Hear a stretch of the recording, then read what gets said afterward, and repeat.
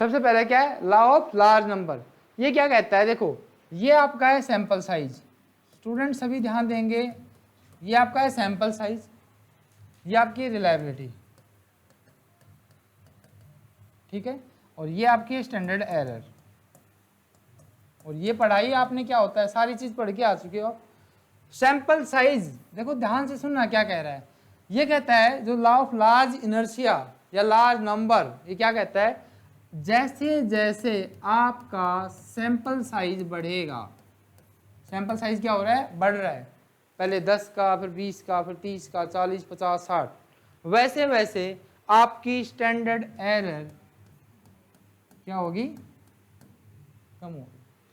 जैसे जैसे आपका सैंपल बढ़ेगा, मतलब जैसे जैसे आपका सैंपल बढ़ेगा वैसे वैसे आपकी स्टैंडर्ड एरर कम होगी। और रिलायबिलिटी कम होगी या ज़्यादा होगी, मीन पर रिलायबिलिटी क्या होगी, हाँ जी बताओ, ज़्यादा होगी, ठीक है, तो रिलायबिलिटी भी आपकी बढ़ेगी, ठीक है, सैम्पलिंग एरर आपकी कम होगी, ठीक है। दूसरी बात ये बताओ, जो सैंपल मीन है, ये सैंपल मीन पॉपुलेशन मीन के पास आएगा या दूर जाएगा, जैसे जैसे सैंपल साइज बढ़ेगा वैसे वैसे सैंपल साइज, देखो सैम्पलिंग एरर कम हो रही है, तो सैंपल जो मीन है वो किसके इक्वल आएगा, पॉपुलेशन मीन के इक्वल नहीं आएगा, closer and closer and closer, ये पर ये कोई गारंटी नहीं है कि वो दोनों एक दूसरे के इक्वल हो जाएंगे। ध्यान से सुनना, पूरा लो में इकट्ठा कर देता हूँ। जैसे जैसे आपका सैंपल साइज बढ़ेगा वैसे वैसे आपकी सैम्पलिंग एरर घटेगी, ठीक है, स्टैंडर्ड एरर और सैम्पलिंग एरर घटेगी, ठीक है। दूसरा रिलायबिलिटी आपकी बढ़ेगी, और पॉपुलेशन मीन सैंपल मीन यानी सैंपल मीन पॉपुलेशन मीन के क्लोजर एंड क्लोजर होता चला जाएगा, बट ये कोई ज़रूरी नहीं है कि वो इक्वल आएगा, कोई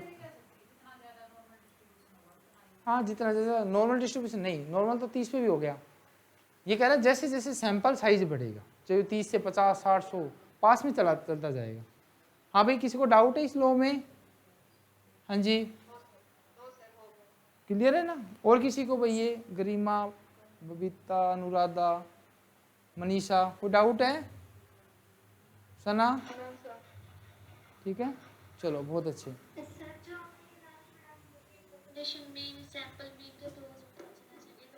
हाँ देखो ये क्या था, ये आपकी पॉपुलेशन है और इसका होता है म्यू, ठीक है, और ये आपका सैंपल, पहले ये सैंपल था, इसका मतलब मीन जो निकाला आपने, देखो पहले आप 10 पे काम कर रहे थे तो जो भी मीन आया, अब मान लो ये 100 की पॉपुलेशन है और ये 10 पे निकाला, फिर आपने 20 के निकाला, फिर मीन निकाला, तो मतलब 20 की बेसिस पे रिजल्ट आएगा, फिर 30 का निकाला तो फिर आपका तीसरा आया। तो देखो जैसे जैसे बढ़ेगा ना, तो मान लो ये 100 के पे निकल गया, 100 का 100 पे निकल तो इक्वल हो जाएगा, जितना ज़्यादा ये बढ़ता चलेगा सैंपल साइज वैसे वैसे मीन है ना, जैसे ये मान लो मीन 100 का आया 50, मान लो 100 का मीन मैंने ऐसे मान लिया कि 50 आया, तो पहले जैसे ये 30 था 10 का, फिर आपने इसका निकाला तो मान लो फिर आपका 40 हो गया, 45 हो गया, 46 हो गया, तो मतलब क्लोजर रहेगा इसके आसपास। आया समझ में भाई, ये अनुराधा कर लो, मतलब आपस में इनकी डिफरेंसेस है ना वो कम होते चले जाएंगे। सैम्पलिंग एरर या सैम्पलिंग जो आपकी एरर है या स्टैंडर्ड एरर वो कम हो जाएगी, रिलायबिलिटी बढ़ेगी, ठीक है। लॉ ऑफ लार्ज नंबर आपको आसानी से समझ में आ गया है, कोई डाउट है तो आप पूछ सकते हो, कोई वो नहीं है, दोबारा बता देंगे, ठीक है। क्या कहता है, state that the sample size increasing the sample mean would be closer and closer to the population mean. First निकाल दिया आपने कंक्लूजन इसमें से कि भाई क्लोजर एंड क्लोजर हो जाएगा। Second, it does not guarantee that if the sample size increase sufficiently the sample mean will be equal to the population। ये कोई गारंटी नहीं कि इक्वल होगा, क्या हमने भी नहीं कहा कि इक्वल होगा, हमने भी यही कहा था, हाँ क्लोजर की बात हो रही है कि इकट्ठा डिफरेंस हो जाएगा। रिजल्ट देखो क्या होगा, difference between sample mean and population mean can be reduce, दोनों के डिफरेंस कम होंगे। दूसरा, variation from one sample mean to another sample, दो अगर सैंपल लिए ना तो दोनों के मीन में भी डिफरेंसेस कम होगा। और रिलायबिलिटी है वो आपके साथ इंक्रीज होगी, सैंपलिंग एरर आपकी कम होगी। ये 4 रिजल्ट निकल के आएंगे, एज इट इज लिखा आएगा एग्जाम में, क्लिक करना होगा आपको बस, ठीक है। कोई डाउट है, ऐसे आते हैं ऐसे ही कि लॉ ऑफ लार्ज इनर्शिया क्या कहता है, तो ये ऐसे भी आ जाता है। ऊपर एक स्टेटमेंट देखो, अभी बताता हूँ, ऊपर एक स्टेटमेंट दे दी, पूछ लेगा कौन सा लो है, तो पहला लो क्लियर हो गया, दूसरा देख लो पहले एक बार, पहला लो क्लियर है ना।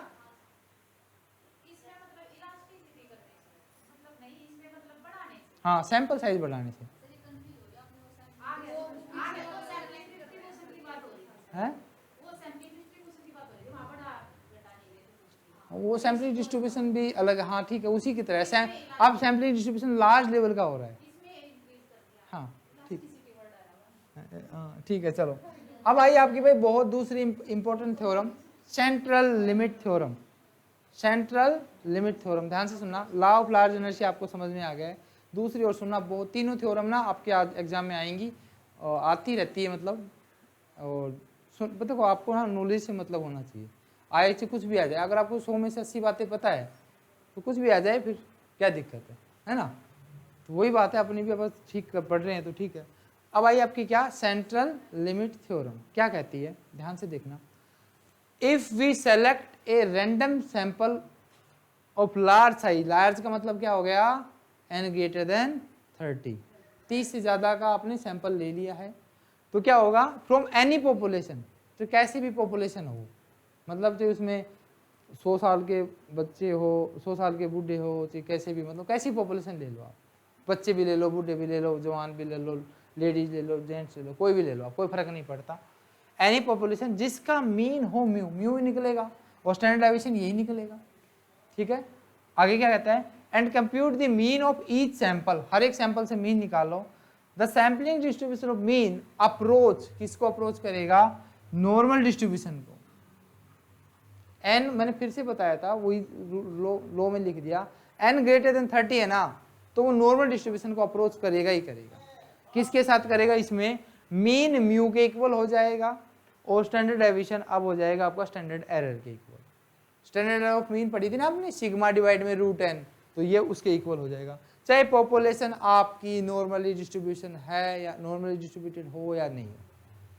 ध्यान से सुन लो क्या बोला फिर से, आपने एक लार्ज नंबर का बड़ा, मतलब लार्ज नंबर का सैंपल निकाल लिया पॉपुलेशन से, जिसका मीन म्यू है, स्टैंडर्ड डेविएशन सिग्मा है, और आपने स्टैटिस्टिक्स कंप्यूट किया, सैंपलिंग डिस्ट्रीब्यूशन किया, तो उसका मीन यानी उस सैंपल का मीन, देखो ये था आपका, ये पहला तो ये कहता है कि ये पॉपुलेशन है, इसका एक लार्ज नंबर का सैंपल निकाल लिया n ग्रेटर देन 30, और कोई भी सैंपलिंग डिस्ट्रीब्यूशन किया, मतलब मीन निकाला, स्टैंडर्ड डेविएशन निकाला, कोई भी कुछ भी, मतलब इसकी स्टैटिस्टिक्स निकाली आपने, एंड आपने उसके बाद क्या किया, इसको जो इसका मीन है, देखो इसका क्या है आपने कि इसका म्यू होगा और आपका स्टैंडर्ड डेविएशन होगा, स्टैंडर्ड डेविएशन इक्वल।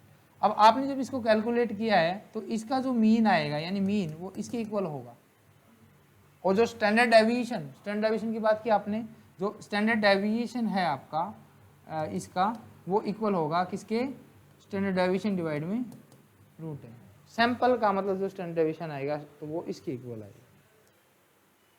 हाँ जी, आई बात समझ में भाई, चाहे पॉपुलेशन नॉर्मल डिस्ट्रीब्यूटेड हो चाहे नहीं हो, हाँ मतलब यहाँ पर इक्वल होगा, हाँ इस तरीके से इसने कहा सेंट्रल लिमिट थ्योरम में, ठीक है।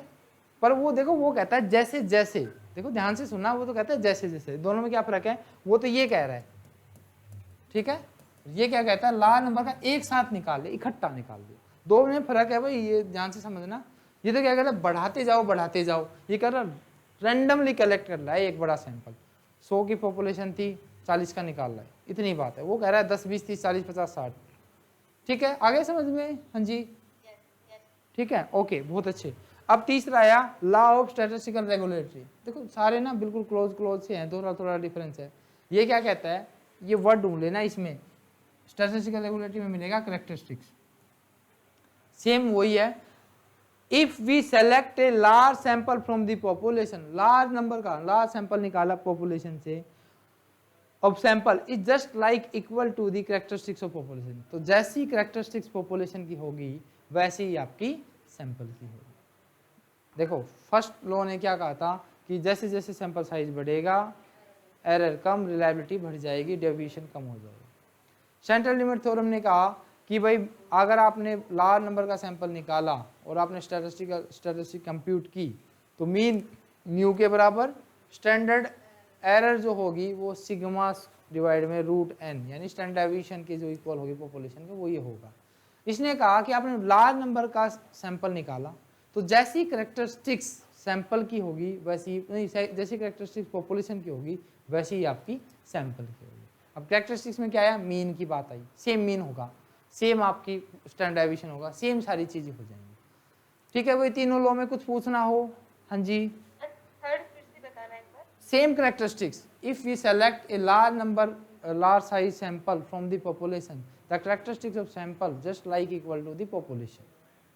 ठीक है, हाँ जी, तीनों लोग क्लियर है? ठीक, ठीक है,